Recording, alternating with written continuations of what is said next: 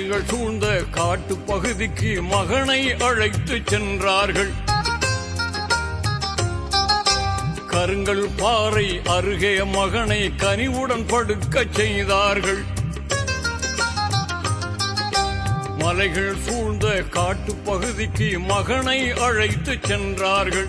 கருங்கல் பாறை அருகே மகனை கனிவுடன் படுக்க செய்தார்கள். கூரான நல்ல கத்தியை கொண்டு குரல் வளையை அறுக்க முனைந்தார்கள்.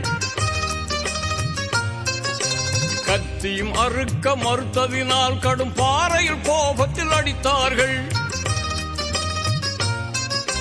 பாறை இரண்டாக பிளந்தது. கத்தி பாலகனை கொல்ல மறுத்ததினாலே ஹஜ்ஜு